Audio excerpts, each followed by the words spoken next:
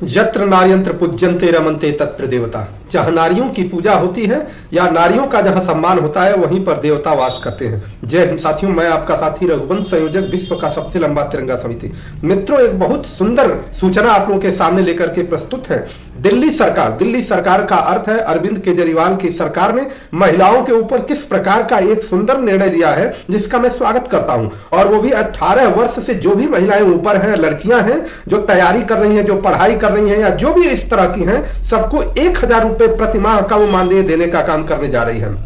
अब ये समझने की बात है, इसकी गणित समझने की बात है कि 1000 रुपए प्रति माह मानदेय का अर्थ यह होता है कि उन बहनों को जिन्हें कॉपी किताब खरीदना होगा, पढ़ाई के लिए कुछ आवश्यक वस्तुएं खरीदनी होंगी या रोजगार के लिए कुछ सामान्य चीजों को खरीदना होगा, उन महिलाओं को अब किसी के सामने हाथ फैलाना नहीं पड़ेगा। हो सकता है कि यह जो अनुदान है, इस अनुदान को बहुत ज्यादा ना हो, लेकिन यह भी कहा जा सकता है कि बहुत कम भी नहीं है। एक पढ़ने वाले और एक अपने विकास करने वाले बच्चों के लिए कम नहीं है। अर्थात नारियों के सम्मान के लिए मैं उस दिन को याद करता हूं जब नेताजी सुभाष चंद्र बोस जी ने अपने आजाद हिंद फौज के निर्माण में नारियों के लिए वीर वाहिनी का निर्माण किया था। और उस समय उनकी सोच क्या रही होगी नारियों को लेकर के, महिलाओं को लेकर के, माताओं बहनों को लेकर के। आज हमें इस बात को समझना है, हम किसी पार्टी के सदस्य नहीं है, परंतु यह बात जरूर है कि जो भी अच्छा कार्य करेगा उसके अच्छे कार्य को सराहित करना या अच्छे कार्य की सराहना करना मेरी जिम्मेदारी है। अरविंद केजरीवाल को इसके लिए बहुत बहुत शुभकामनाएं, बहुत बहुत धन्यवाद, जिससे उन्होंने दिल्ली जैसे शहर में